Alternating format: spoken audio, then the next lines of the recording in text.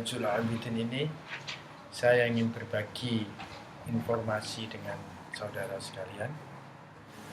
Ada 6 kali dan orangnya sekarang masih ada di hospital mana ini? Mount Elizabeth. Ada seorang Dubai. Dia ini datang ke sini, bapaknya sakit stroke dengan stroke dengan cancer. Bapaknya umur 70 lebih. Jadi kita pun tak kenal. Udah 2 minggu yang lalu ketika saya sebelum pergi ke Jambi. Dia baru berumur lingkungan 30-an. Lelaki dan belum kawin. Anaknya yang jaga bapaknya. Dan dia ini sakit. Ternyata karena setan yang sakit apa? Katanya setan telah bersarang di dada saya. Nah, saya kan bukan nggak tahu benda-benda seperti itu kan. Orang datang ya minta dibacakan Al-Quran, ya saya bacakan Al-Quran gitu aja. Tapi 6 kali dia datang. Tadi yang terakhir tadi semalam lepas asar tadi datang lagi di Masjid Salimata. Ya baru dalam sejarah hidup saya baru kali inilah saya menjumpai orang seperti itu. Jadi ya saya ngaji biasa saya tadarus ngaji Quran setiap hari itu kan saya setuju saja. Jadi ada kalanya mungkin 4 kali lebih lah yang dia tuh macam bergegar tuh dan ya Allah macam merasa sakaratul maut tuh. Yang 4 kali itu yang macam tuh. Anaknya apa, Bapak? Ya anaknya. Ya bapaknya ada di hospital. Tapi dia memang ketika saya jadi imam di Masjid Sultan sebelum saya bikin Jambi itu ngomong-ngomong katanya di dada saya ada bersarang syaitan. Ya Allah, baru kali itu saya menjumpai orang seperti itu. Dan ini orang Dubai, orang Arab. Hanya berhasil keluar atau gimana? Ya keluar masuk. Sudah 6 kali ini dengan saya. Tadi yang ke-6. Tapi dia sadar itu gimana? Hah? Oh, dia tahu dimasuki. Apa dia? Sakit, rasanya sakit. Kiriman orang ya? Hah? Kiriman Ya orang. itu saya nggak tahu dikirim atau apa, tapi rasanya sakit. Saya sempat takutnya apa nanti jadi isu kes polis susah kan saya. Ada kalanya tuh dia malah kalau dia datangnya biasa macam ini. Jadi setelah saya baca Quran sampai tengah-tengah dengan biasanya saya baca nggak lebih dari setengah jam. Terus kalau saya udah nampak dia ini, terus saya ulang-ulang sekali ayat-ayat wa'ad dan wa'id itu ayat-ayat. Kalau ayat-ayat wa'ad dan wa'id itu selalu saya ulang lagi. Itu terus. Ya Allah macam itu. Lepas macam pingsan macam itu, udah selesai minum air dan semua terus dia pergi. Macam biasa balik lah. Nanti besok telepon lagi sampai 6 kali. Ini. Nggak ada pilihan suratnya. Ya?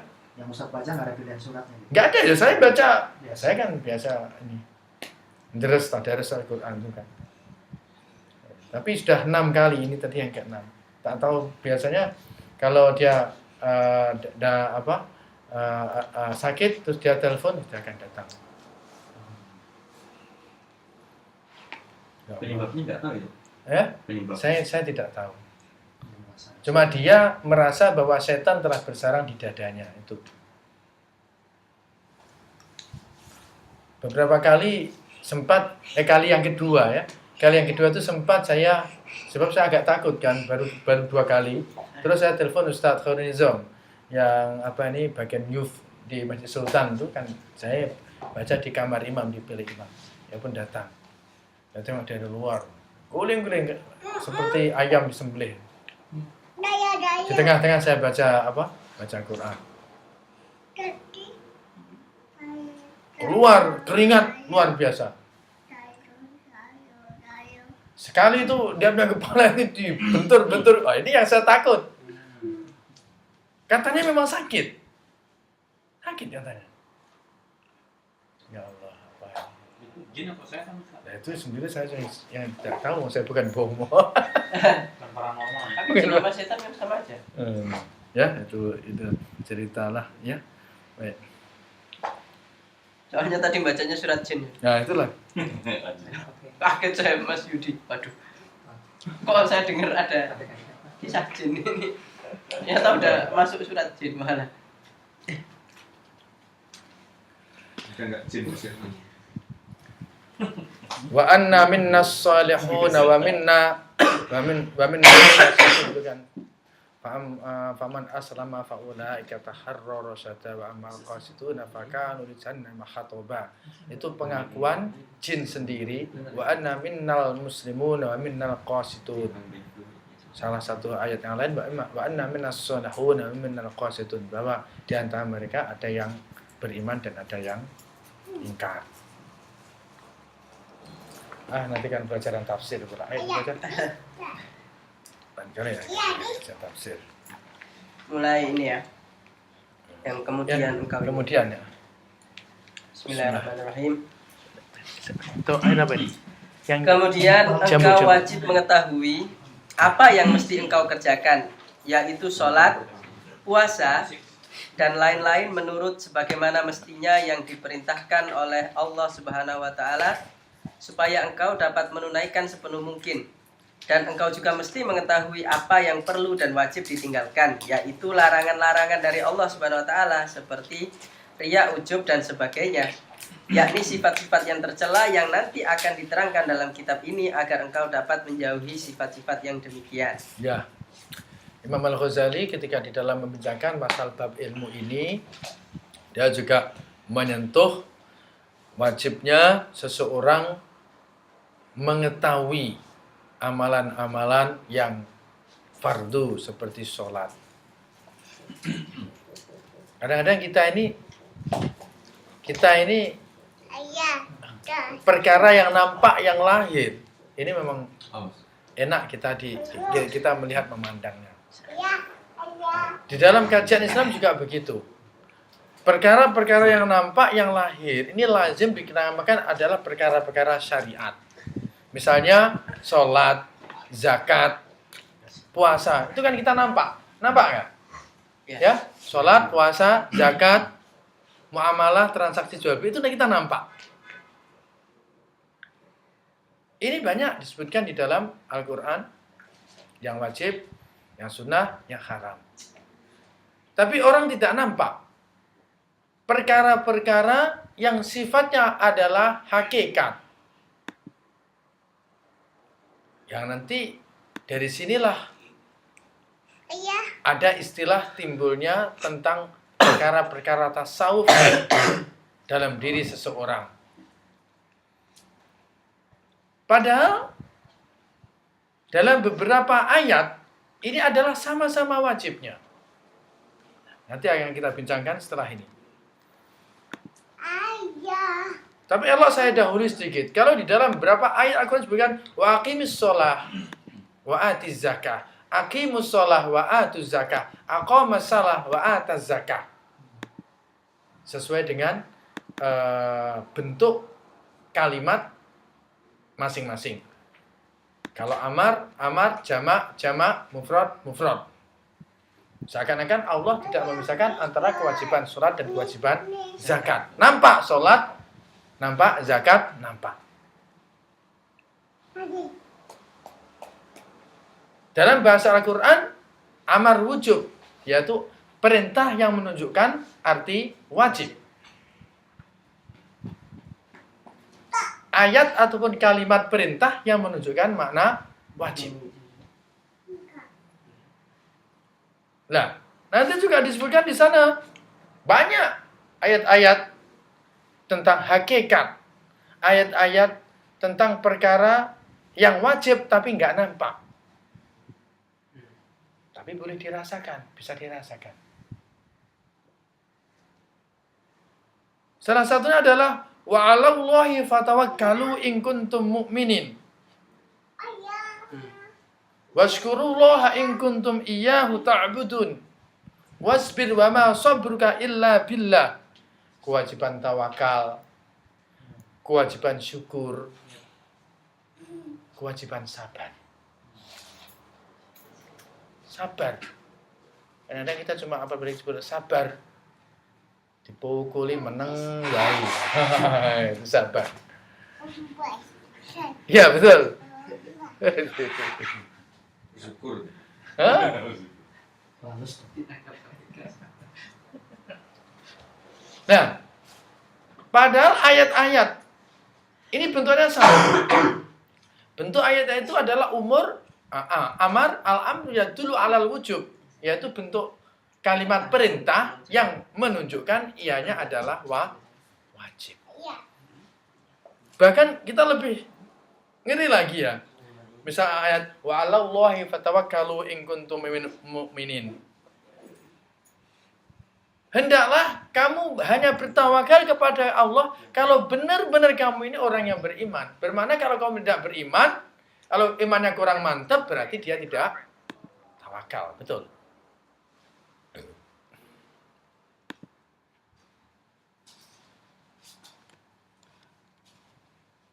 Berapa banyak ayat yang memerintahkan kita untuk bersyukur?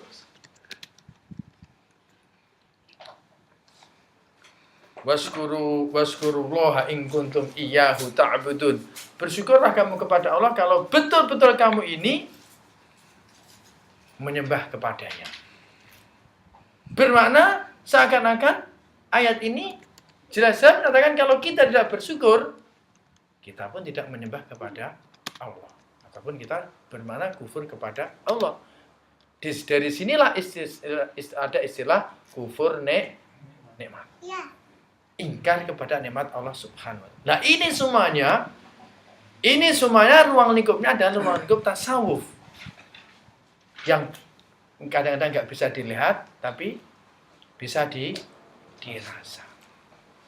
Kan beda kan? Salat, zakat, nampak, kelihatan, zakat sekian ribu, tapi sabar. Wah. Tawakal. Wah. Syukur. Nah, itu semuanya nanti adalah di dalam kajian ilmu tasawuf ini. Baik. Itu nanti di cover nggak Ustaz? Syukur itu seperti apa caranya? Oh, ada nanti dalam bab. Di dalam sini ada ya? Kalau syukur itu kalau nggak salah saya syukur akan dikaji secara detail dalam bab terakhir. Ya, itulah kajian-kajian dari kitab Minhajul Abidin ini. Masalah-masalah hati, masalah perasaan, masalah ketentraman, kepentingan kita ketenangan di dalam beribadah, kedamaian di dalam mengabdi kepada Allah. Balik-balik kan orang yang paling menang itu bagi saya adalah orang yang paling menang, orang yang paling sukses, orang yang paling berjaya adalah orang yang paling bisa menjadikan dirinya tenang. Tenang. Damai. Terus sambung. Apabila tidak mengetahui apa yang mesti engkau kerjakan dan apa yang wajib ditinggalkan, maka tidak mungkin seseorang dapat melakukan taat yang belum dikenalnya. Apakah taat itu dan bagaimana cara mengerjakannya? Dan bagaimana engkau dapat menjauhi maksiat yang engkau sendiri tidak mengetahui jenisnya? Bila seseorang tidak tahu bahwa berdusta itu haram, mana mungkin ia dapat meninggalkannya? Oleh yang demikian, kita harus belajar tentang apa yang wajib dan apa yang haram, supaya kita tidak jatuh ke dalam kedurhakaan. Jadi kita wajib belajar, harus mengaji mengenai ibadah syar'i seperti bersuci, mandi dan berwudu, sholat, puasa, dan lain sebagainya. Karena inilah tugas-tugas keagamaan yang fardu ain hukumnya. Tiap-tiap muslim wajib mengaji ilmu fikih, hukum-hukumnya dan syarat-syaratnya, agar dapat melakukannya dengan sebenar-benarnya. Kadangkala engkau terus-menerus melakukan sesuatu yang kau sangka adalah baik, bertahun-tahun lamanya, padahal sebenarnya ianya adalah merusakkan, dan engkau terus melakukan hal-hal yang merusakkan kesucianmu, sholatmu, dan seterusnya. Sebab pernah ada orang di masjid di suatu tempat, ia tidak mengetahui bagaimana caranya bersujud, bagaimana caranya meletakkan tangan. Sudah baik hatinya hendak sholat, tetapi belum belajar bagaimana caranya sholat. Sholatnya itu tidak cocok dengan yang diajarkan oleh Rasulullah SAW. Ya. Jadi di sini intinya adalah bahwa beramal itu harus ada ilmunya. Amal tanpa ilmu ditolak. Ilmu tanpa amal tak ada gunanya. Karena itu disebutkan al-amal bila ilmin la yuqbal. Wal ilmu bila amalin kasyajaratin bila thamratin. Amal tanpa ilmu ditolak. Tetapi hanya berilmu tidak mengamalkan ilmunya itu adalah satu diibaratkan bagaikan pokok tidak berbuah. Pilih yang mana? Dua-dua nggak usah lah. Betul nggak? Pilih yang mana? Kalau suruh milih, andaikan ada pilihan, dua-dua nggak harus dipilih. Tapi kalau memang harus juga memilih di antara satu dari dua, pilihlah yang terburuk. Yang terbaik di antara yang terburuk kan gitu. Pilih mana kira-kira Anda? Kalau nggak ada pilihan ketiga ya cuma itu tadi. Ilmu tanpa amal ataupun amal tanpa ilmu. Loh, ini harus memilih loh. Hah? Memilihnya pilihannya gitu ya. Loh, harus milih. Pilihannya nggak ada yang sempurna. Ya memang ini satu pertanyaan, satu persoalan yang harus dipilih dari ya kayak kita orang Indonesia nih, kita mau milih siapa? Nggak ada yang bisa dipilih. Tapi tetap wajib memilih. Ya mestinya kita memilih yang terbaik di antara yang terburuk. Maknanya, nah di sini nanti akan disebutkan dalam kata-kata fikih ada istilah-istilah akhafud dararaini. Yang paling sedikit madharatnya, yang paling kecil resikonya, yang paling untung walaupun sedikit. Mana kira-kira? Ilmu tanpa amal masih lebih baik daripada amal tanpa ilmu. Bisa salah itu amalnya. Hah? Salah amalnya. Loh, yang gak diterima sama sekali. Makanya kan lebih bagus. Tapi kalau berilmu tapi belum mengamalkan, masih ada can lagi kapan-kapan. Ya ibarat walaupun pohon itu tidak berbuah ya semuanya, minimal mungkin dia masih digunakan payung bagi orang yang kehujanan. Betul, walaupun nggak berbuah. Kan begitu. Mungkin masih digunakan kayu bakar bagi orang-orang yang membutuhkan. Atau kalaupun ada yang niru nggak tersesat itu. Ya. Nah, disinilah maka sebenarnya betapa besar dan pentingnya ilmu di dalam kehidupan, dan karena ilmu itulah maka Nabi Adam alaihissalam lebih mulia dibanding makhluk yang lain. Jadi kemuliaan Nabi Adam dia dibandingkan dengan apa? Makhluk yang lain terletak kepada ilmunya.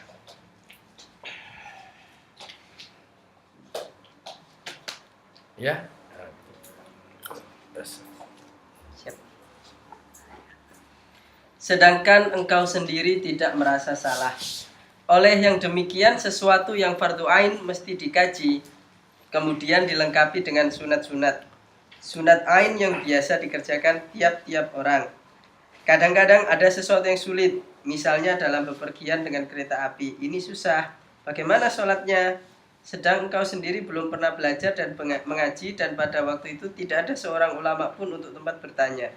Oleh sebab itu kita harus mengaji bagaimana sholatnya. Kalau sedang berada di dalam kapal atau kita mau pergi haji misalnya. Kalau di kapal haji banyak ulama-ulama yang boleh kita tanya. Tapi bagaimana kita sedang berada dalam kereta api sedangkan tidak ada ulama yang boleh dirujuk? Oleh sebab itu sekali lagi ditekankan bahwa belajar dan mengaji itu sangat penting. Demikian pula mengenai ibadah batin. Ini pun wajib dipelajari dengan baik. Ibadah-ibadah seperti sholat, puasa, haji, mengeluarkan zakat, ini semua termasuk ibadah zahir. Sedangkan ibadah batin diantaranya kita tidak boleh takabur. Lawan takabur ialah tawadhu. Dzikrul minnah, lawannya ujub. Kisorul amal, lawannya tulil amal. Semuanya ibadah batin. Hati kita harus diisi dengan sifat-sifat yang baik. Kalau kita tidak belajar, maka kadang-kadang kita melakukan ibadah zahir saja, sedangkan hati kita tidak melakukan ibadah batin sama sekali. Apa yang paling baik ialah kedua-duanya harus dilakukan agar tidak pincang. Ibadah batin itu ialah amal-amal yang dilakukan oleh hati. Engkau harus mengetahui dan mengajinya. Saya rasa sudah cukup dengan sekedar mengaji kitab Minhajul Abidin ini sebagai amalan batin, dan untuk ibadah zahir saya rasa cukup kalau mengkaji kitab Bidayatul Hidayah dan Fathul Qorib bagi orang awam. Ya, Jemaah. Ini kok saya teringat yang beberapa tahun dulu rame baik di internet maupun di alam nyata tentang apa itu? Apa itu? Syairnya Gus Dur. Syair tanpa waton. Syair tanpa waton. Ya. Ngiringi ingsun. Bisa di ini, ada nggak di sini? YouTube. Di YouTube. Nggak, kita mau coba membongkar apa sih sebenarnya di dalamnya itu yang ada kaitannya dengan pelajaran kita hari ini. Bentar, saya bukakan di iPhone saya aja. Ya. Ini sih YouTube ya. Syair tanpa syair Syair tanpa waton. Dan itu sebagai pengetahuan sebenarnya itu bukan karya Gus Dur. Bukan karya Gus Dur itu. Bukan. Orang yang mencari kesempatan menamakan Gus Dur. Memang suaranya persis suara Gus Dur kayaknya. Tapi jelas itu sudah dinafikan oleh keluarga Gus Dur sendiri, dan orang yang membuat ini ternyata orang Sidoarjo ya. Ya, Orang Sidoarjo, dan dia sudah mengaku sebenarnya bukan Gus Dur ya, memang dia yang bikin. Tapi saya oke lah, bagi kita mau melihat ini bukan siapa yang mana, tapi kita coba untuk Konten. ya untuk mengkritisi tentang isinya itu sesuai dengan pelajaran kita malam ini. Itu aja. Bisa diputar? Loadingnya lama sini, coba tak buka di sini. ada wifi. Nyambung dengan temanya ya, Pak. Langsung. Ya Bu, ya memang sangat ini sangat. Wifi-nya YouTube ya? YouTube, ya. Wifi-nya ini agak Apa syair? Syair tanpa syair tanpa waton. atau syair Gus Dur itu biasanya Tanpa waton gitu aja. Tanpa watak Gus Dur ya? Ini.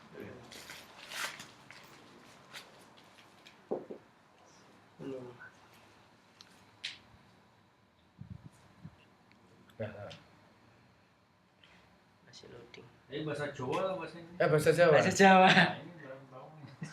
Ya apa nanti ditranslate sedikit ya. Ya. Oh, dan terus sedikit.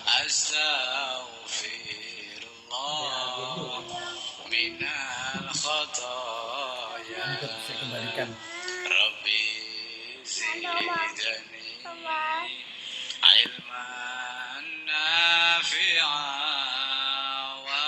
Persis suara Gus Dur memang suaranya. Hah? Persis suaranya. Iya kan?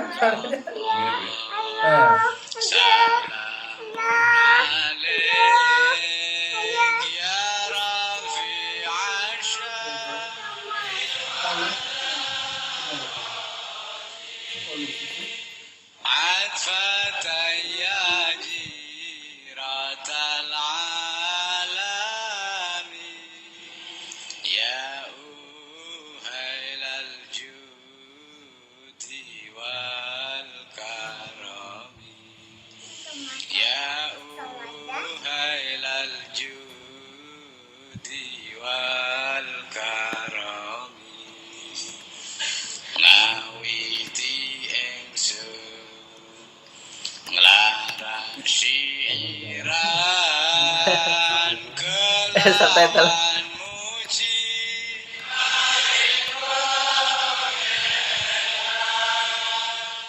Kang paring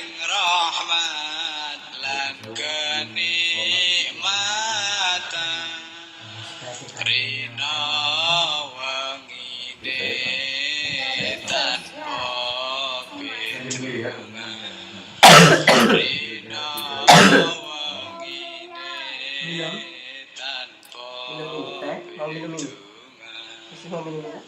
Bukan. Pulau konco Priya wanita aja mung ngaji Oh.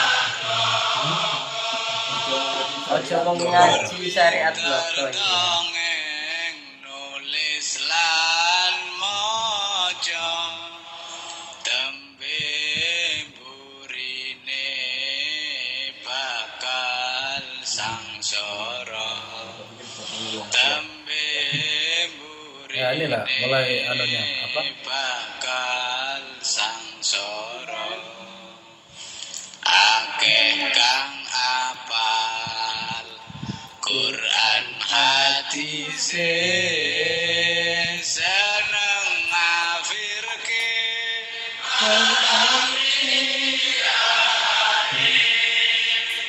kafire dewe dak Internetnya problem. yen isih kotor ati akal yen isih kotor ati akal Wah, pakai LTE aja. Bu. Ya. gampang kabujuk Iya. nafsu angkara ing pepaese kebyare donya iri lan meri sukiye tangga Siapa yang nggak ngerti di sini? Satu. Pari ngerti. Pari luar biasa. Pergi sama kekayaan tetangga. Emang bagus. Ayo Syairnya sedulur jong lalekake wajib ngaji Oh. sapranatane delake Peranatan ya. Peranatan. Peraturan. Tatanan. sesang Oh mas. mulya matine bagus sesamu mulya matine kamaran soleh Ya ini bagus atine karena mapan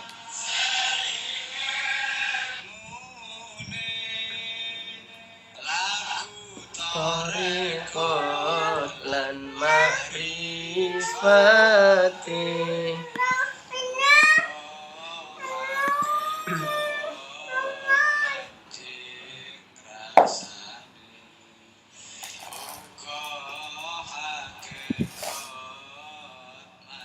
Oh, ada syairnya. Ada tulisannya. Iya ada.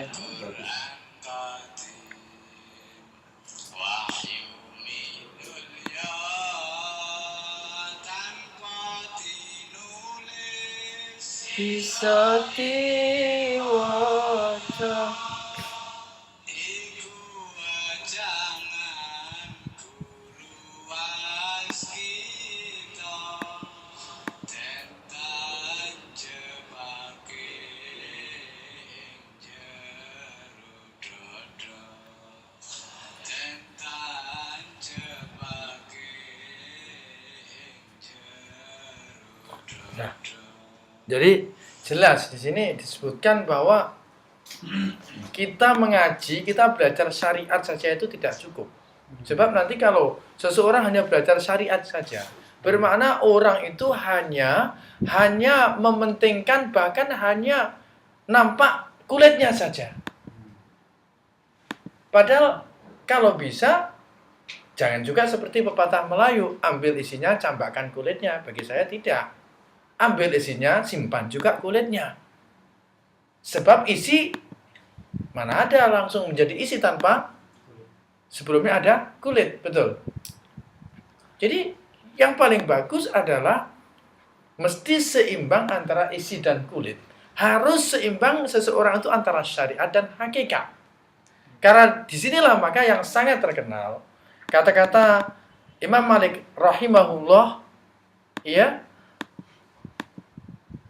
man tafaqqaha walam yatasawwaf faqad fasaqa. Barang siapa yang hanya mementingkan fikih syariat saja tanpa mengambil kira, tanpa memperhatikan tasawuf, maka dia akan cenderung menjadi orang-orang yang fasik. Orang fasik itu orang apa tuh? Orang fasik itu orang yang nekat. Nekat berani. Berani tanpa dasar.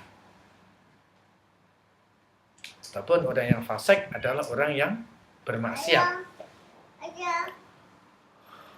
Wa man tasawwafa wa lam yatafaqqah faqad zandaqa. Bagi sesiapa yang hanya mementingkan hakikat, dia meninggalkan syariat, maka dia akan menjadi kafir zindik. Maka dari sinilah kita nampak banyak ataupun ada aliran-aliran sesat. Udahlah, yang penting aku eling saja. Yang penting aku ingat pada Allah, karena tujuan sholat adalah ingat. 24 jam aku ingat Allah, nggak perlu sholat. Ini sudah menjadi kafir zindik. Jadi ya harus sholat sesuai dengan syariat, dan dia harus juga menjadikan sholatnya itu sebagai amalan-amalan batin, sebagai amalan-amalan yang dapat merubah batinnya sehingga dapat memperbaiki tingkah lakunya. Baik. Sampai tadi di sini disindir dalam syair itu banyak orang yang hafal Quran, yang tahu hadis, tapi kerjaannya apa? Mengkafirkan saudaranya sendiri. Tapi kemudian disindir lagi, tidak pernah dia memikirkan kafirnya sendiri. Hanya mengkafirkan orang lain, tapi dia tidak pernah menintrospeksi kafirnya sendiri. Nah, orang yang seperti ini katanya adalah orang yang biasanya hanya mengutamakan syariat dengan meninggalkan hakikat, meninggalkan tasawuf. Padahal Allah di dalam Al-Qur'annya sudah jelas syariat ditekankan, hakikat ditekankan. Itu tadi. Berapa banyak kalau kita lihat dalam Al-Quran, perintah untuk sabar, perintah untuk tawakal, perintah untuk bersyukur, larangan sombong, larangan hasud, larangan ujub, dan seterusnya dan seterusnya. Betul. Ini bermakna kewajiban tawakal, kewajiban sabar, dia juga sama dengan kewajiban-kewajiban sholat, kewajiban zakat, dan seterusnya.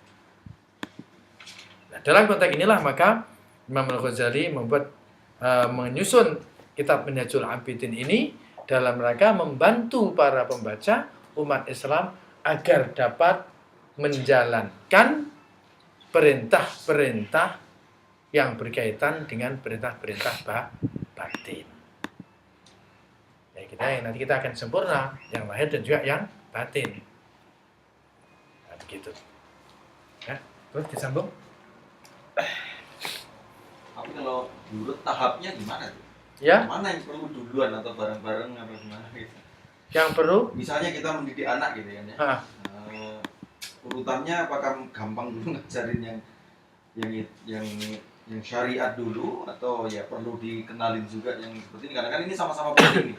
Ya. Supaya bangun fondasinya harus kuat kan, kalau enggak nanti. Dan itu kan bisa bersamaan. Tidak harus sendiri-sendiri. Sampai tahu pernah minum teh susu enggak? Teh tarik, teh susu. Susu teh atau teh susu? Ya, sama lah. Tesi. Saya mau tanya sampean. Hah? Kalau Anda minum teh susu itu, susunya dulu, baru tehnya, baru gulanya, begitu? Apa aja? Hah? Enggak, betul lagi disconnect. Hah? Iya. Gimana? Bisa menggambarkan? Jadi bareng-bareng lah, Pak. Mesti. Jadi itulah 3 in 1. 3 dalam 1. Tak boleh dipisahkan. Gambarannya begini. Kita mendidik anak deh. Jadi anak, sholat, kalau nggak sholat nanti kami masuk neraka. Kalau dapat sholat nanti kita dapatkan surga. Setelah itu, sholat itu untuk apa? Untuk mengenal Allah, jelaskan hakikat Allah. Pada waktu yang sama, kamu sholat juga jangan karena duit. Kalau kasih duit aja kamu mau sholat. Bahwa sholat ini ditanamkanlah nilai-nilai ikhlas, ridho, ikhlas kepada Allah. Ya kan? Betul? Seiring kan? Nah, gitu. Maksudnya gitu. Jadi nggak boleh satu persatu gulanya dimakan dulu, lepas itu tehnya dimakan dulu, akhirnya. Nah, itu. Nah, gambaran gitu ya. Oke, terus kamu? Nggak bisa ya personal. Kenapa? Nggak tahu. Saya juga berat sih. Kok nggak pakai ini? Di antara ibadah batin ialah tawakal. Nggak bisa yang tadi. Bentar, tak coba lagi ya. Cuman emang yang lain nggak denger.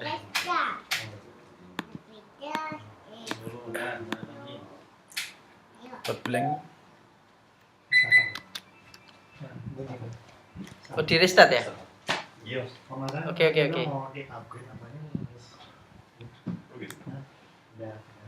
Biasanya yang integrated itu sebabnya Sama TV. nggak ada ini. Masih in progress? IDSL modem sama wireless yang router. Masih in progress ya? Nggak pakai eksternal router. Eksternal router kan? Oke, kita coba dulu ini ya.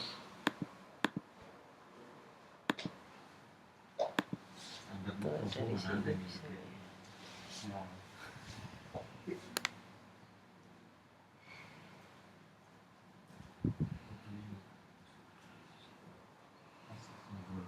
Ya, bisa ini. Ini nggak pakai juga gitu.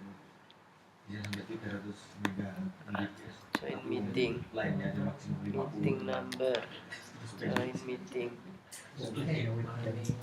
Udahlah pakai wifi aja. Hah?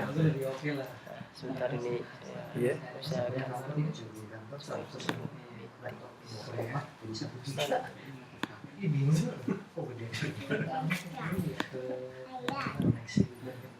Allah ya Rabbi.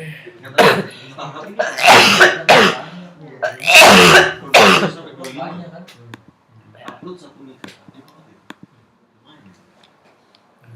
Sekarang apa ini? Singtel ke tahap apa hampir sama dengan Telkomsel dengan apa ini? Sebentar mati, sebentar Bisa nggak telepon Mas Didi nyambung. nggak? Suruh saya, Apa? suruh approve saya. Suruh accept saya request. HP itu disita kan. Dalam? Ya bisa. Bisa. Sudah. Belum. Oke, sudah masuk. Oke. Joining audio. Ya. Oke. Start kamera. Oke. Ya. Oke, semua oke. Oke. Attendees-nya nggak ada yang lain lagi ya? Mbak Hening bisa dengar saya? Ini pakai apa? Sudah dengar ya? Oke, maaf ini banyak problem teknis di sini, cuman mudah-mudahan kedepannya udah oke. Saya lanjut ya. Oke. Terus. Oke, Bismillahirrahmanirrahim. Iya sayang. Happy birthday to you, iya. Tutup ini mau. Oh ya. Di antara ibadah batin ialah tawakal.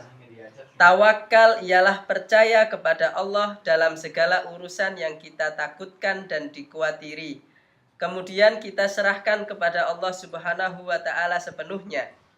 Sesungguhnya manusia itu tidak terlepas dari kekhawatiran. Misalnya, kita berusaha mencari rezeki yang halal tetapi khawatir rugi dalam sesuatu perniagaan, atau sawah bedang terkena hama yang tidak diduga-duga. Nah, kekhawatiran itu kita serahkan kepada Allah Subhanahu wa taala. Catatan penerjemah, nanti dengan panjang lebar akan dijelaskan oleh Imam Ghazali dalam kitabnya Minhajul Abidin dan lainnya yang akan saya kutip sekadarnya insyaallah. Kita jangan menentang Allah Subhanahu wa taala. Kita harus ridho menerima apa yang ditakdirkan oleh Allah Subhanahu wa taala. Bagaimana caranya? Nanti akan diterangkan. Sabar, tahan uji, tahan derita, tahan payah dalam mengerjakan taat kepada Allah adalah sifat orang yang kuat batinnya. Sebab arti sabar itu adalah tahan uji batin. Taubat. Bagaimana caranya taubat itu? Nanti insya Allah akan diterangkan. Ikhlas.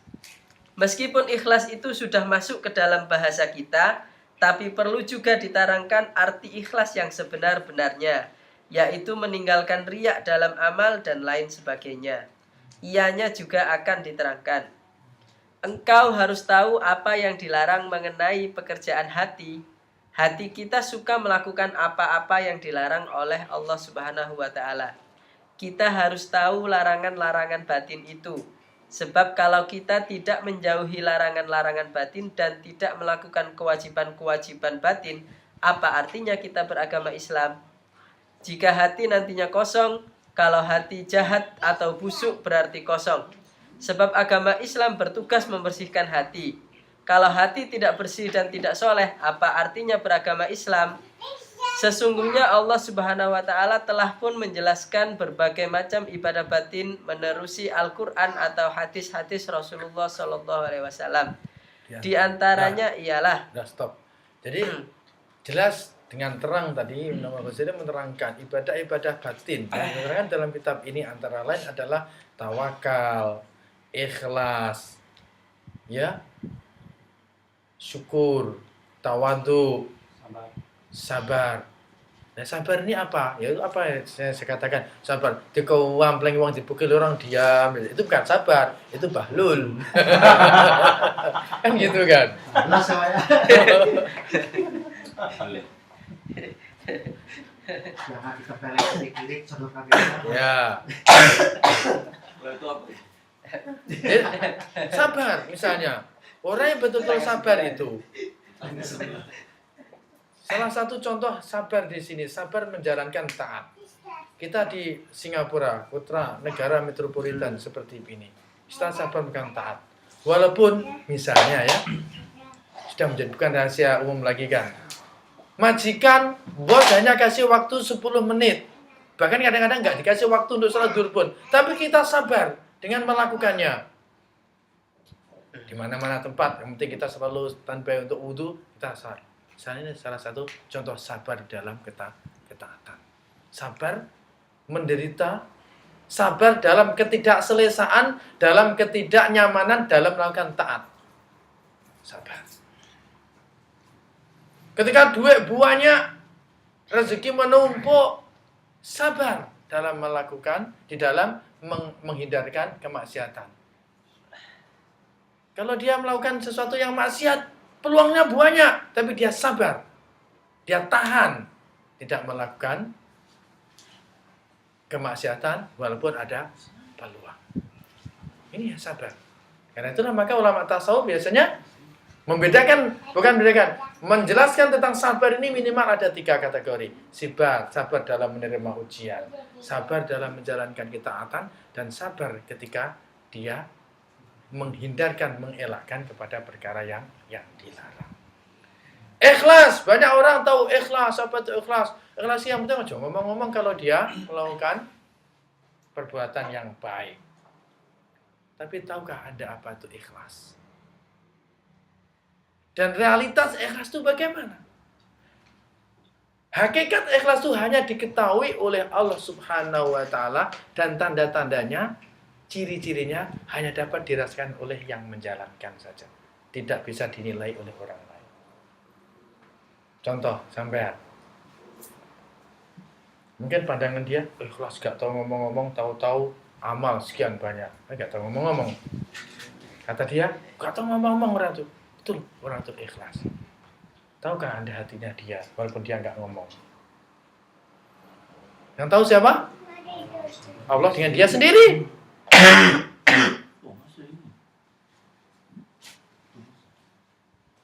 Mas Andri, tuliskan dalam surat kabar, kau wedi Andri Indonesia donate sekian. banyak dalam surat kabar kode. Orang mengatakan, riaklah orang ini. Tahukah Anda hatinya, Mas Andri? Padahal niatnya mancing ya. Ngajak Ya. yang lain. Betul, nanti di dalam kitab ini disebutkan, betul. Kalau misal kata seseorang itu bisa mampu mengawal hatinya, dituliskan dalam surat kabar besar, memang dia betul-betul niatnya ini adalah supaya mempengaruhi orang lain mengikuti jejaknya. Maka kalau orang lain mengikuti jejaknya, dia dapat pahala double, keikhlasannya, amalnya, dan orang lain mengikuti dia. Loh. Nah, yang tahu siapa? Ya hanya Allah dengan si pelaku itu sendiri. Makanya dari sini orang tasawuf dia tidak akan semudah itu mengatakan orang ini ikhlas, orang ini tak ikhlas. Kenapa? Dia menjaga hatinya sendiri. Cantik kan ajaran tasawuf? Ya? Sangat cantik. Nggak mau jadi ya. Anas. Nah, cuma dalam tasawuf nanti ada disebutkan ciri-ciri orang yang ikhlas. Ya. Iya. Saya masih teringat guru saya menerangkan ciri-ciri orang yang ikhlas. Satu, dia melakukan amal itu secara istiqomah. Itu setiap Jumat itu dia memasukkan dalam tabung, dalam kotak amal itu $10. Ya istiqomah terus.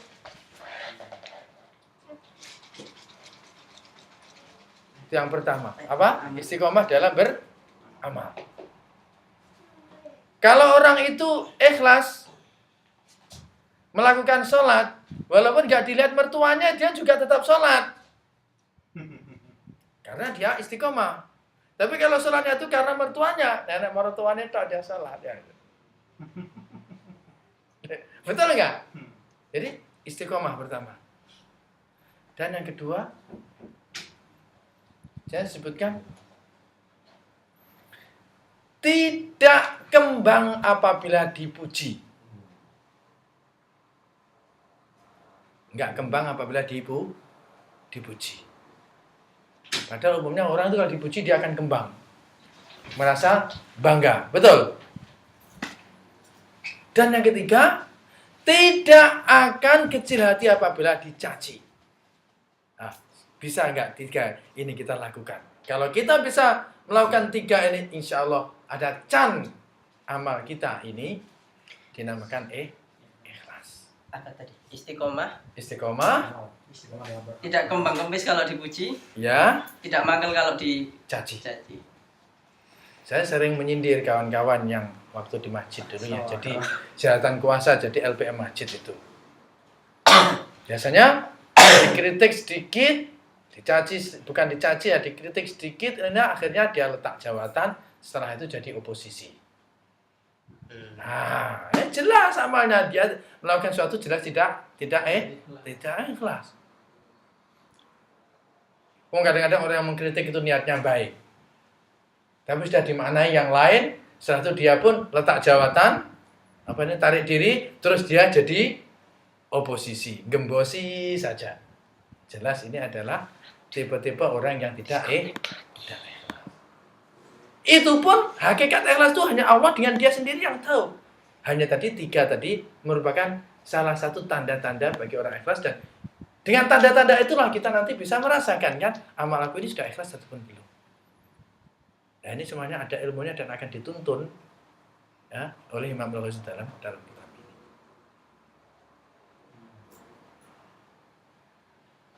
Jadi ternyata kalau kita sudah sampai di sini, ya, amal-amal syariat itu yang lahir-lahir, yang baju-baju, yang kulit-kulit ini saja, tanpa amal-amal yang batin seperti ini, seakan-akan memang haba'am mansura, bagaikan habuk diterbang angin. Kita ingat contoh yang terbaik keikhlasan para sahabat, yaitu Sayyidina Khalid bin Walid radhiyallahu anhu. Di tengah peperangan datang surat dari Khalifah Amirul Mukminin Umar bin Khattab radhiyallahu anhu, "Ya Khalid, hendaklah engkau menyerahkan bendera ini kepada Abu Ubaidah al-Jarrah. Aku takut kalau panglima ini masih kamu pegang, aku takut keimanan orang tentaramu akan terjejas." Apa jawab Khalid bin Walid? "Ya Amirul Mukminin, sami'na wa ata'na." Aku dengar dan aku taati perintahmu.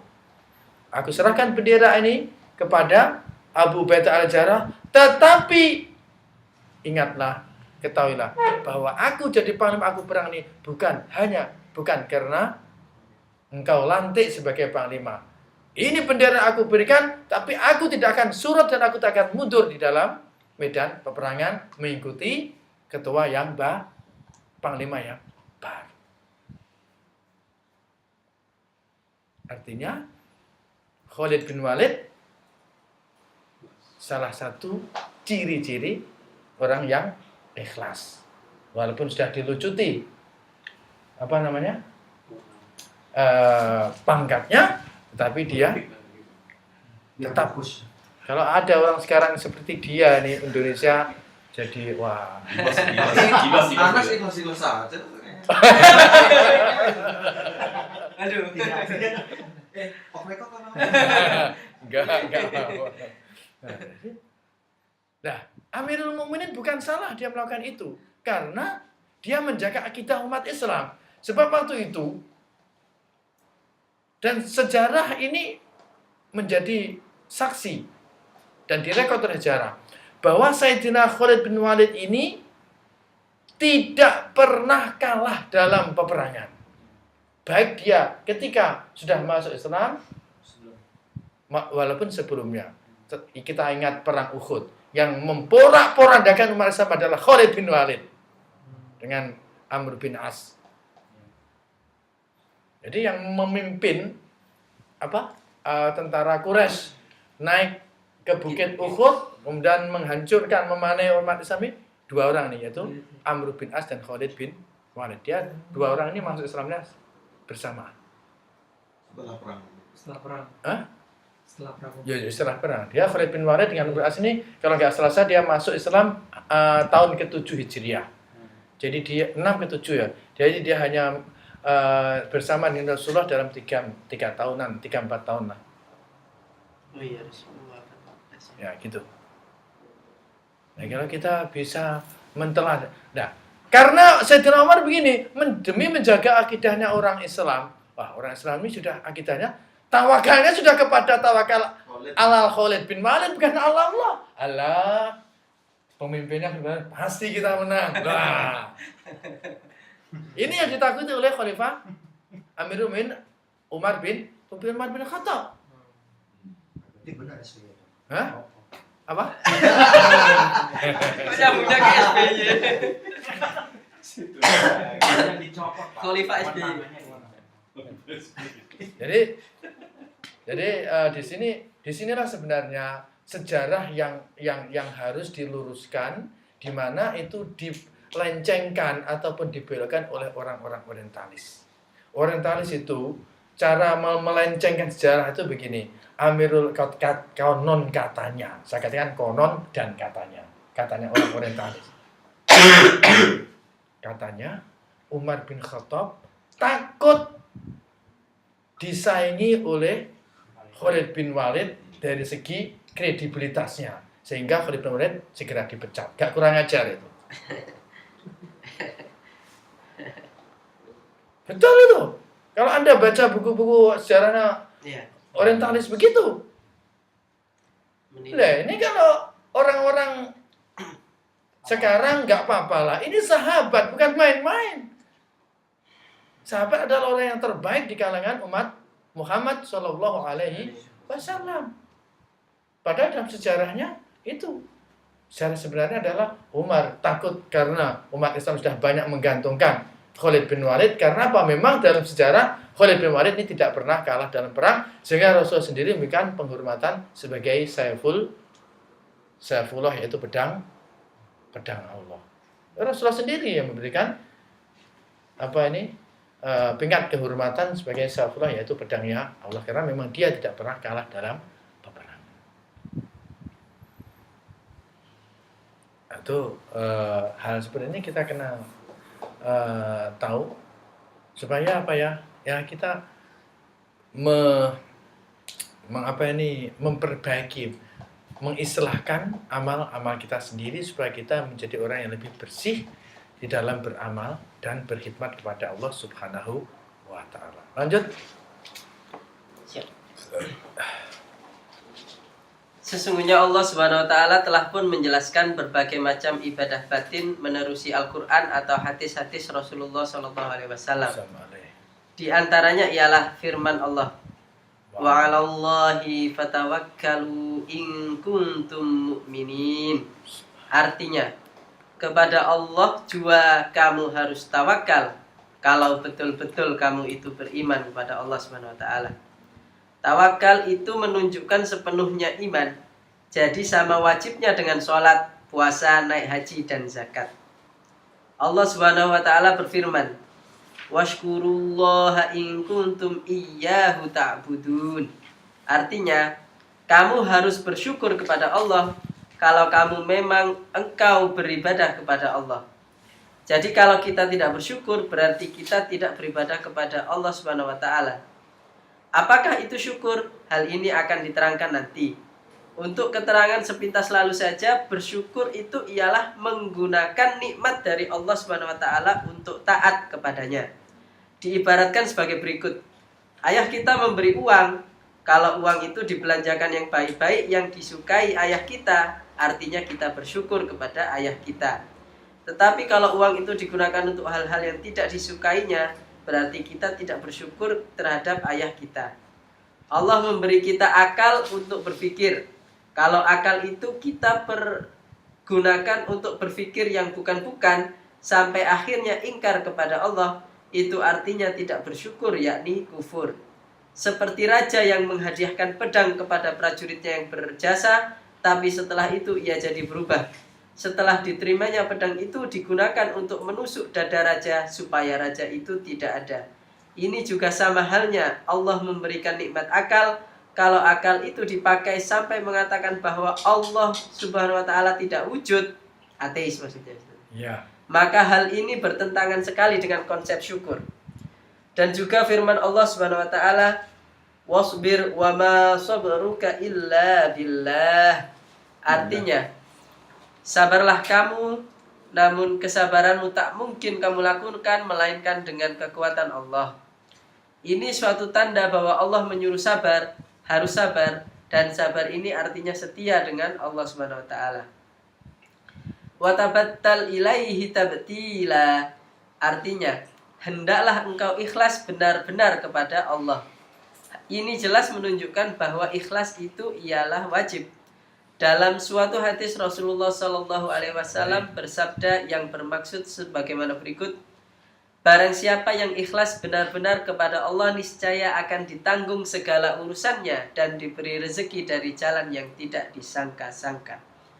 Dan masih banyak lagi ayat-ayat dan hadis-hadis yang seperti itu. Seperti difirmankan Allah dalam memerintahkan sholat dan puasa. Mengapa engkau hanya mau menerima perintah sholat dan puasa, tetapi meninggalkan perintah-perintah fardu yang batin seperti tersebut ini, tawakal, sabar, ridho, dan lain-lain. Padahal yang memerintahkan adalah serupa, yaitu Allah SWT, dan kitabnya, kitab itu cuma satu, yakni Al-Quran. Malah engkau telah melupakan yang fardu-fardu itu, sehingga engkau tidak mengetahui apa-apa dari yang fardu itu, karena terpengaruh dari orang-orang yang telah terpikat oleh dunia, yang terbalik pandangannya, sehingga menyebabkan yang baik dipandang buruk dan yang mungkar dianggap baik. Ya, jadi Imam Ghazali menerangkan sedikit tentang jenis-jenis ibadah wajib yang terdiri daripada ibadah batin, seperti tawakal, ya, ikhlas, dan sabar yang telah kita sentuh atau kita singgung beberapa saat tadi. Yang menarik begini, Sedikit Imam Ghazali menggambarkan sholat, zakat, puasa. Yang merintahkan siapa? Tawakal, ikhlas, sabar, ridho. Yang memerintahkan siapa? Kenapa kamu hanya melakukan yang zahir saja, yang batin tidak? Padahal yang memerintahkan adalah sama. Nah, disinilah nanti jelas-jelas adanya kepincangan bagi orang atau bagi sebagian mazhab atau sebagian golongan umat Islam yang hanya mementingkan syariat dan meninggalkan hakikat. Mementingkan yang lahir saja, kulitnya saja, dan mencampakkan ataupun membuang yang isinya. Karena itu jumhurul ulama, baik itu ulama tafsir, ulama hadis, sepakat bahwa Quran itu sendiri ada makna teks dan ada makna konteks. Ada makna zahir dan ada makna yang batin. Nah, ini kalau kita sudah masuk ke sini nanti agak muaranya nanti agak panjang. Perbedaan yang mencolok antara aliran-aliran yang hanya tekstual saja, biasanya dia akan satu, tak menggunakan akal. Dua, sempit. Tiga, ingin selalu menang sendiri. Dan yang keempat, hanya menganggap dirinya benar. Yang lain salah. Nah, ini. Dan ini sudah dicontohkan, sudah diterangkan oleh Rasulullah dari zaman-zaman dulu. Nanti umatku akan ada segolongan seperti ini. Dan ternyata sudah berlaku. Kaum Khawarij yang membunuh para sahabat ini, mereka ibadahnya kuat-kuat. Sehingga di situ disebutkan, disindir oleh Rasulullah, mereka kalau qiyamul lail sampai bengkak-bengkak kakinya, kalau membaca Quran, wah hebat, tetapi nilai keagamaannya sangat rapuh, diibaratkan bagaikan panah keluar dari busurnya. Itulah kaum Khawarij yang mereka hanya memandang satu dimensi saja dari ajaran Islam ini, yaitu orang yang tekstual sangat satu, dan yang kedua mereka sangat radikal di dalam memahami sesuatu ajaran agama ini. Kaum Khawarij di zaman Khalifah itu masuk sahabat atau enggak ini? Kaum Khawarij di zaman Khalifah Ali itu masih disebut sahabat atau gimana? tabiin kebanyakan tabiin. Maksudnya masih masuk golongan sahabat atau Ya, Tabiin kan sahabat ini kan sahabatnya sahabat. sahabat ini kan orang yang yang mengalami Rasulullah. Tapi Khawarij ini permulaannya timbul ketika yaitu tadi zaman tabiin dalam mazhab tersendiri Khawarij. Tetapi ciri-ciri Khawarij itu sendiri sudah diinikan oleh Rasulullah SAW ketika mana Rasulullah SAW membagikan satu harta rampasan perang. Oh iya. Itu termasuk sahabat juga. Itu sahabat juga. jadi misalkan hadis-hadis yang riwayat yang lalu mereka masih bisa diterima gitu. Hadis-hadis yang melalui para Khawarij itu. Khawarij itu. Ada nggak gitu? Ya kalau hadis kan mesti melalui para sahabat dan para tabiin. Kalau misalnya mereka termasuk golongan Khawarij itu gimana? Ya disitulah nanti adanya derajat daripada hadis itu sendiri. Mungkin ada lewat sumber yang lain. Ya kalau derajat hadis itu misalnya dilewatkan oleh orang yang cacat, yang nanti di dalam al-jarh wa ta'dil dalam istilah mustalah hadis. Jadi nanti di sana itu akan diseleksi siapa yang meriwayatkan itu dia ini cacat ataupun tidak cacat. Walaupun dari kalangan sahabat, walaupun dari kalangan tabiin. Dan ini yang menseleksi ini adalah para pakar hadis mulai dari zaman Imam Bukhari. Tapi proses menyeleksinya pun sebetulnya katanya itu juga tidak terlepas dari konteks politik juga, artinya menyeleksi yang cocok saja atau benar nggak gitu sebenarnya? Karena Betul. sama dengan sejarah kan, dalam konteks Betul. ini quote unquote hadis itu kan sejarah, Betul. sejarah perkataan dan Betul. behavior dari Ya. Rasulullah SAW. Memang betul. Contoh kayak Memang teman-teman betul. yang Anda kutip CI gitu ya, berpendapat ini kok hadis kok melewati ini semua, tapi melewati Ali itu sedikit sekali gitu. Sedangkan siapa yang paling kenal dan paling dekat dengan Rasulullah? Sayyidina Ali, tapi yang melalui Ali ini kok tidak ada gitu. Quote-unquote sedikit lah. Nah, mungkin harus seperti itu sih mungkin. Dan kita jangan lupa bahwa tidak selamanya orang yang sangat dekat dengan Nabi ini banyak meriwayatkan hadis. Abu Hurairah itu dia masuk Islam baru berapa Hijriah? Bedakan dengan Imam Sayyidina Ali. Sorry, bulan awal. Dan Rasulullah memang sudah memberikan keutamaan pada beberapa sahabat dengan kelebihan masing-masing. Jadi alasan seperti itu adalah alasan yang tidak kuat. Alasan mengatakan bahwa ini dari kecil, ini. Tapi memang dia tidak banyak meriwayatkan hadis karena oleh Rasulullah memang ditugaskan dengan kerja-kerja yang lain. Dan kelebihan-kelebihan dia juga banyak dari sisi yang lain. Katalah, kalau Anda membaca hadis tentang fadilat atau keutamaan Abu Hurairah. Abu Hurairah didokterkan Rasulullah bahwa sahabat itu tidak pernah akan lupa dari apa yang dia dengar dan apa yang dia lihat. Doa Rasulullah. Siapa yang akan menafikan? Abdullah bin Abbas dikatakan Rasulullah sebagai khabiru hadhil ummah. Inilah orang yang paling cerdas, paling bijak dari kalangan umat ini. Walaupun dia hanya berapa tahun bersama dengan Rasulullah dibandingkan Sayyidina Ali misalnya.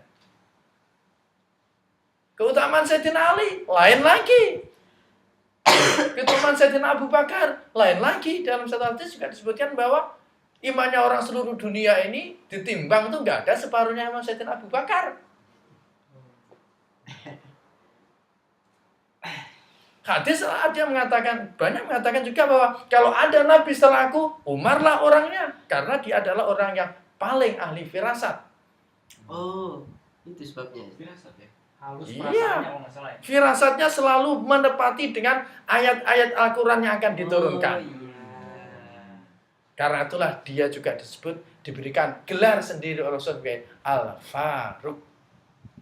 Jadi kalau kita nggak boleh, kita coba melihat satu sahabat menafikan sahabat yang lain. Oh, ini berarti menunjukkan bahwa kita harus banyak belajar dari berbagai disiplin ilmu yang ada. Nah, gitu. Ada pertanyaan. Ya, jadi kita mesti di dalam mensikapi isu di dalam sesuatu isu-isu dalam Islam itu kita harus dari berbagai dimensi, perspektif. multidimensinya, segala disiplin ilmu segala macam. Fikih prioritas.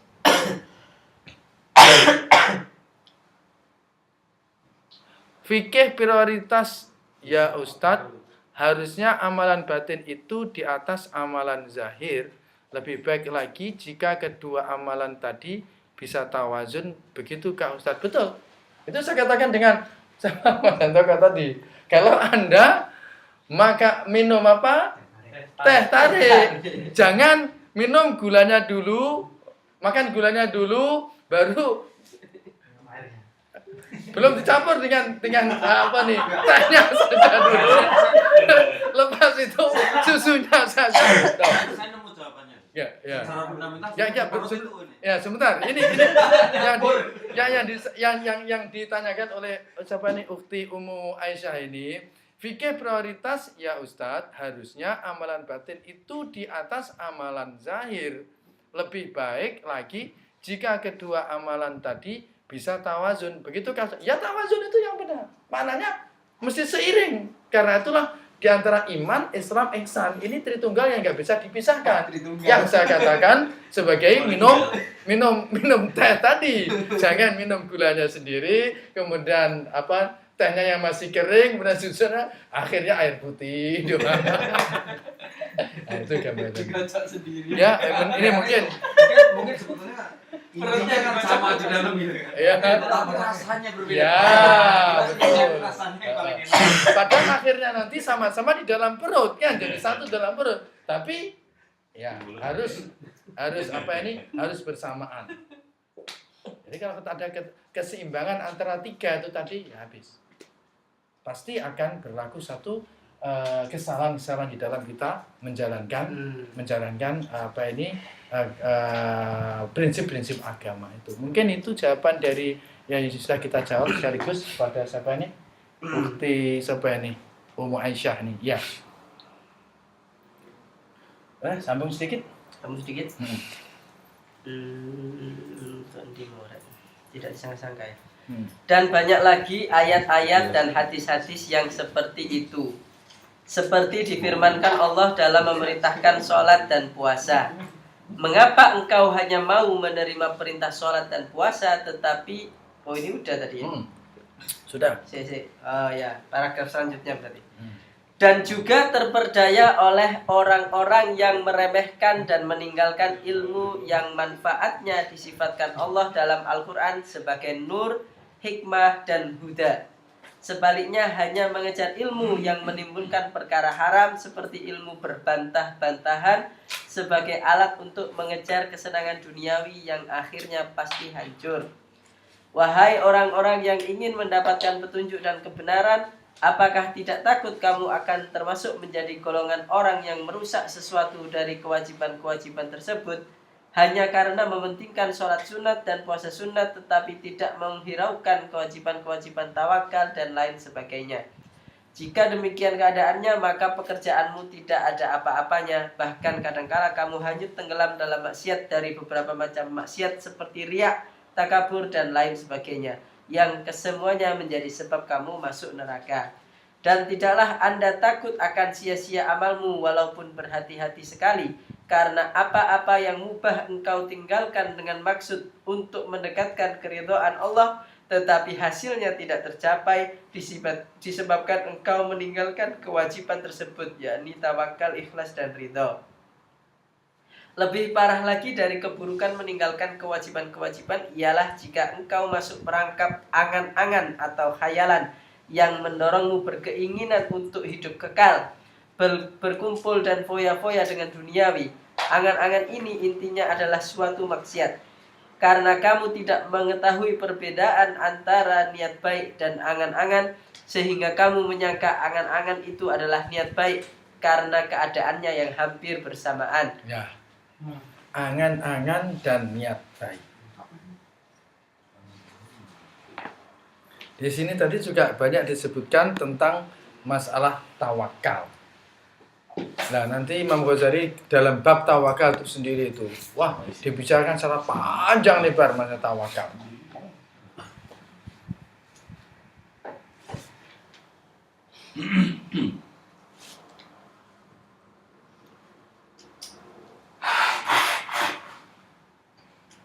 Tulul amal, yang biasa dikatakan panjang angan-angan.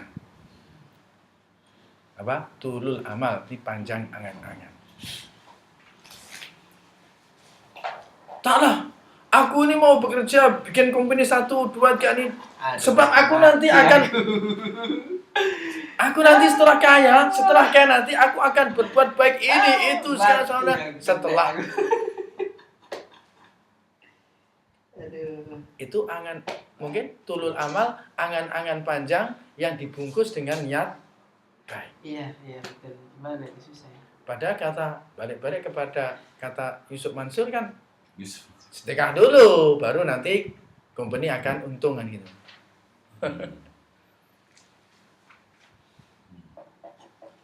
Memang benar ya, kalau kita mau sedekah, kita mau berbuat baik, kita bersedekah, kita berinfak, jangan menunggu kita kaya. Sebab apa? Semakin Anda banyak harta, semakin tulul amal, semakin angan-angan ini semakin menggunung. Sebab syaitan itu bukan goblok. PhD semua. Di semua. Syaitan itu bukan goblok ya. Bukan master lagi. Permanent head damage. Nah itu. Nah ini, maka itu nanti semua akan dibesarkan dalam hal antara niat baik, berniat baik dengan tulul amal. Panjang angan-angan.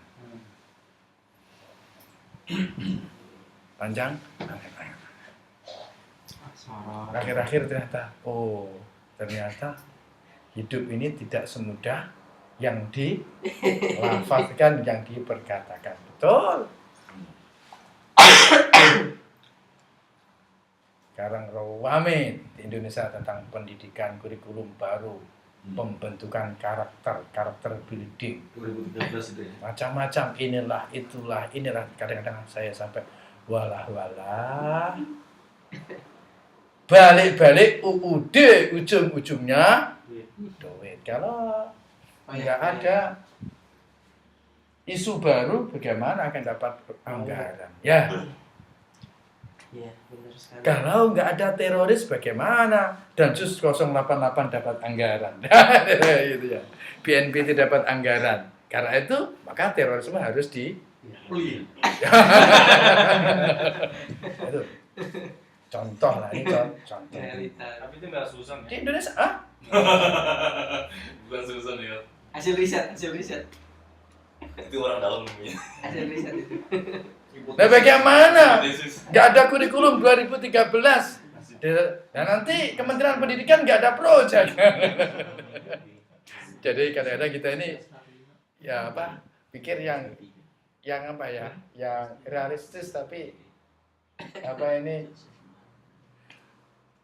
kecil, walaupun realistis walaupun kecil kan gitu. Jadi kadang-kadang terpikir KPK UUD ujung-ujungnya duit. Astagfirullahaladzim. Baik, jadi itu tadi. Coba sambung terus sedikit lagi sampai ke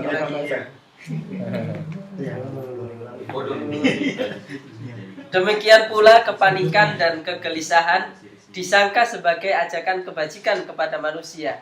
Selanjutnya maksiat akan dianggap sebagai taat dan menyangka bahwa ia banyak mendapat pahala, padahal bagianmu hanyalah siksa belaka.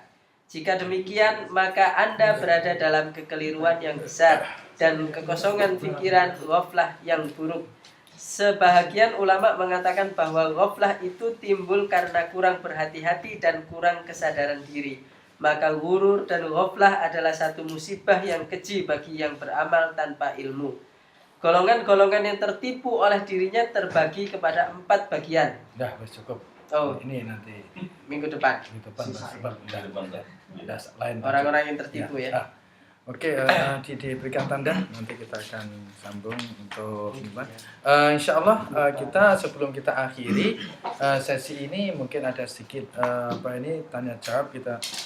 Tapi kita ada pukul 11, mungkin kita tanya jawab dalam 10 paling lama 15 menit. Tadi yang ciri-ciri kelas tadi 4, baru disebutin 3. 3. Oh, dicatat. 3 atau 4? 3. Oh 3. Nah, itu yang paling penting. Ya, ciri-ciri kita nanti dapat mengukur apakah kita ini dah ikhlas beneran ataupun belum, yaitu kita mengajarkan istiqomah. Melakukan istiqomah ini dalam satu hadis sebutkan ahabul amal ilallahi adwamuha wa in qalla.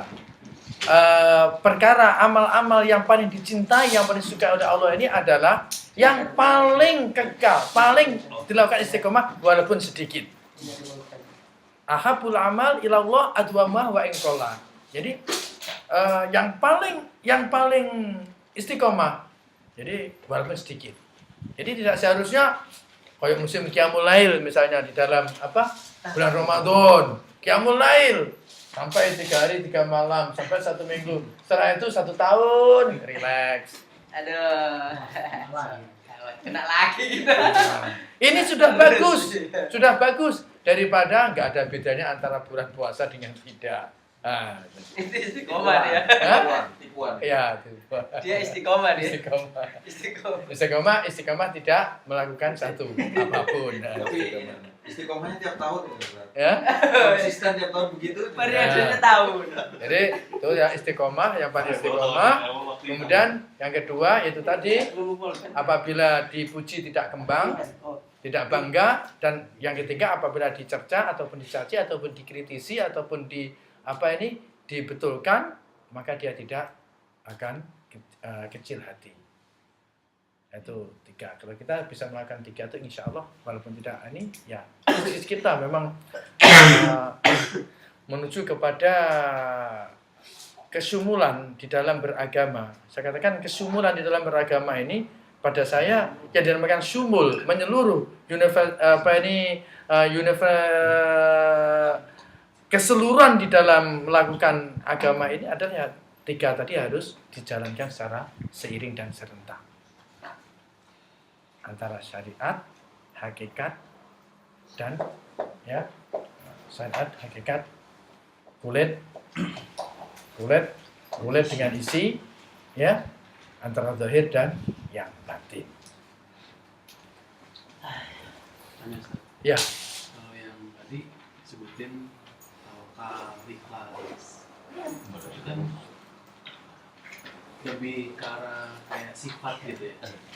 Jadi sebenarnya tadi harus dijalankan secara bersamaan. Sementara yang lebih dekat ke arah menjalankan itu kan yang zahir tadi, sholat, zakat, itu dijalankannya lebih jelas gitu. Ya, sebab memang nampak. Kalau ikhlas, tawakal, menjalankan seperti apa? Lah, Kalau ya itu. saya lihat lebih ke arah hasil dari menjalankan yang zahir secara benar. Mungkin dapatnya nanti bisa muncul rasa tawakal, bisa muncul rasa ikhlas. Itu lebih ke arah hasil dari menjalankan ibadah yang zahir secara benar. Tidak semestinya. Tidak semestinya. Realitas orang-orang soleh zaman dulu dan sampai sekarang pun ada kalanya startnya ya, memulainya ini dari yang zahir menuju kepada batin. Ada kalanya dari batin dulu sehingga dia nanti akan merangkum kepada yang zahir.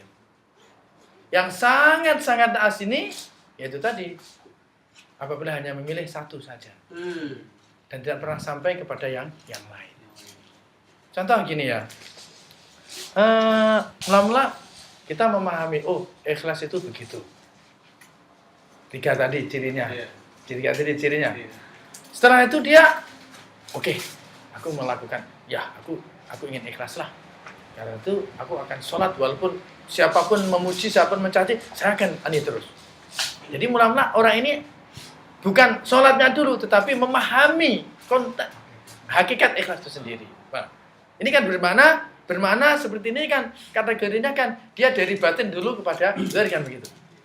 Jadi tidak mesti dan tidak seharusnya dari amalan yang zahir baru nanti akan dapat yang batin.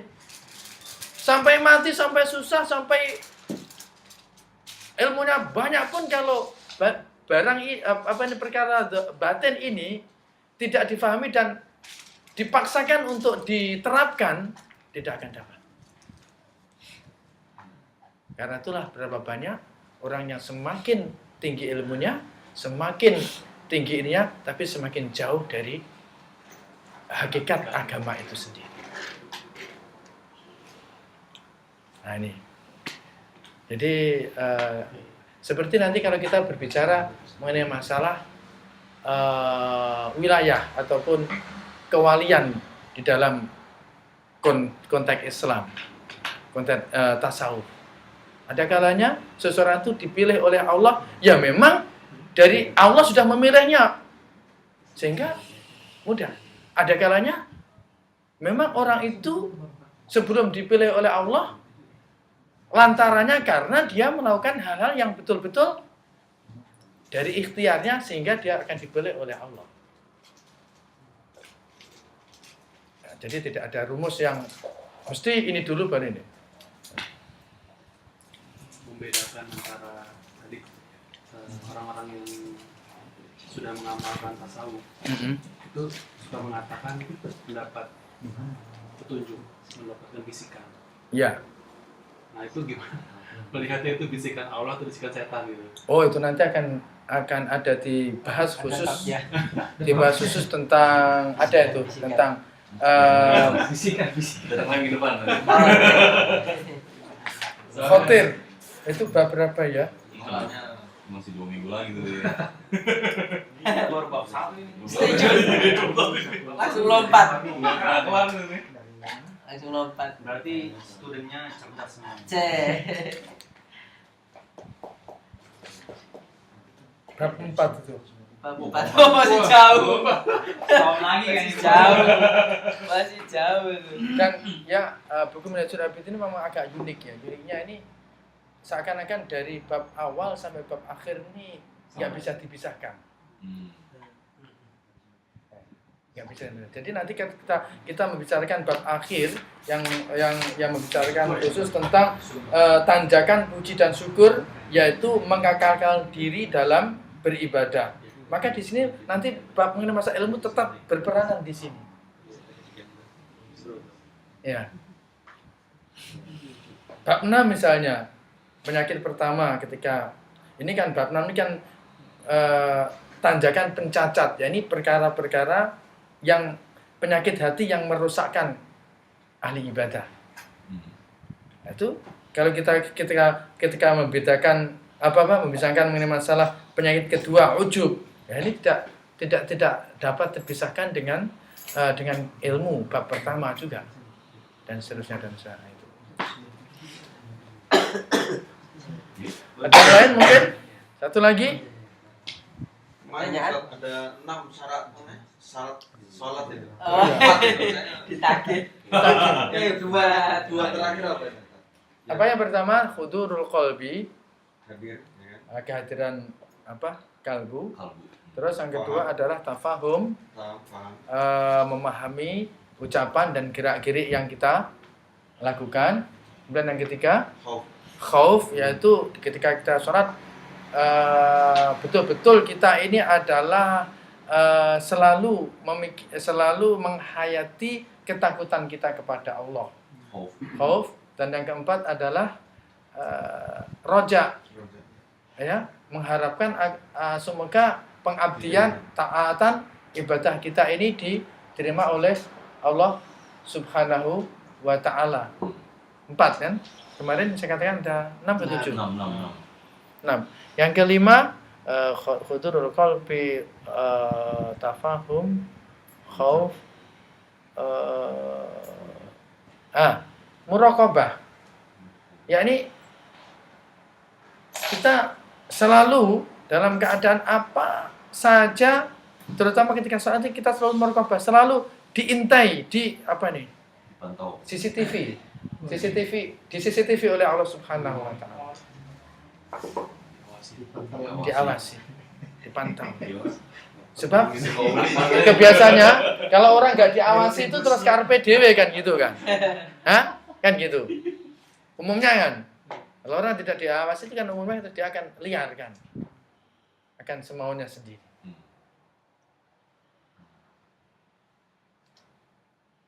Dan yang terakhir kalau tidak salah saya adalah yaitu tadi menyerah, terakhir ini adalah menyerahkan segalanya itu adalah kepada Allah. Yang dalam konteks tasawuf yang adalah ridho. Tanamkan rasa ridho ketika sholat. Sehingga ridhonya ahli sufi yang tinggi-tinggi itu sebagaimana yang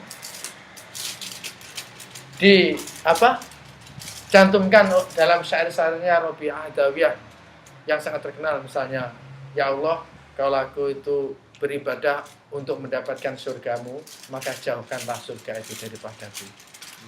Dan kalau aku ini karena takut kepada siksamu, sekarang sudahlah, campakkanlah aku ke dalam nerakamu. Yang aku cari adalah hanya hub dan ridhomu kepadaku.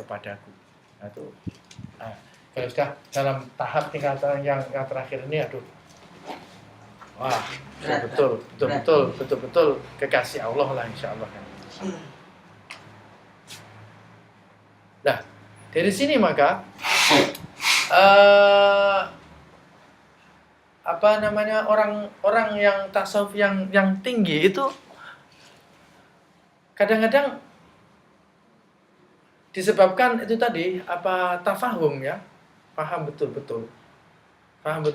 diharuskan tafahum, betul-betul memahami dan betul-betul sesuai dengan apa yang diucapkan, apa yang difikirkan ketika sholat. Karena itu sebagian ahli hakikat, kalau orang sholat tak konsentrasi, tak betul-betul itu, batal dengan sendirinya. Walaupun secara syarat rukunnya adalah sah. Batal semua sholat kita. Ya kadang-kadang pikir benar juga ya. Dalam ayat yang ya ayyuhalladzina amanu la taqrabu sholata wa antum sukara. Mabuk. Janganlah kamu sholat kalau kamu dalam keadaan mabuk, teler. Lah saiki Allahu Akbar, Allah Maha Besar bismillah, tapi yang kita pikirkan hutang. Berarti kita ini kan gak nyambung, mabuk lah. Maka walaupun cara syarat dan rukunnya ini, tapi orang ahli ma'rifat, ahli hakikat mengatakan sholatnya adalah cacat. Berat berarti ya sholat. Ya. Apa? Ada 4. Yang keempat? Enggak tahu juga ya. Apa tadi yang keempat? Empat Apa? mungkin pertanyaannya Pak Andoko tadi. Hah? Ada Ikhlas, 4. ikhlas tadi lo ikhlas. Bukan 4 bang 3 kan. Ya Tiga. wes ada udah jam 11 lebih. Diakhiri saja. Jadi gitu, insya Allah kita akan sambung minggu depan. Mudah-mudahan kita akan dapat bersama-sama nanti dan kita mendapat ilmu yang manfaat dan barakah. A'udzubillahi minasyaitonir rajim. Bismillahirrahmanirrahim. Alhamdulillahirabbil alamin.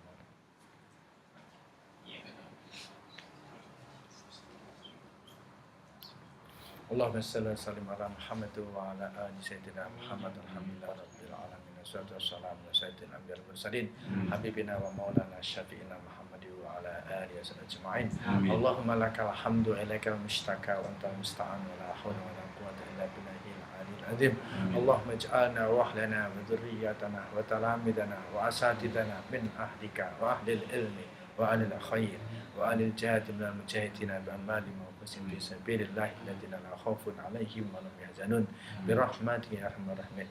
Allahumma ya Allah, jadikanlah kami, jadikanlah ibu bapak kami, jadikanlah anak keturunan kami, jadikanlah guru-guru dan murid-murid kami dari golongan Engkau, yaitu golongan orang-orang yang beriman, orang-orang yang berilmu dan beramal soleh, orang-orang yang mau dan mampu menjalankan syariat-Mu dengan ikhlas dan ridho-Mu, dan orang-orang yang mampu memperjuangkan agama-Mu. Rabbana atina fid dunya hasanah wa fil akhirati hasanah wa qina adzabannar.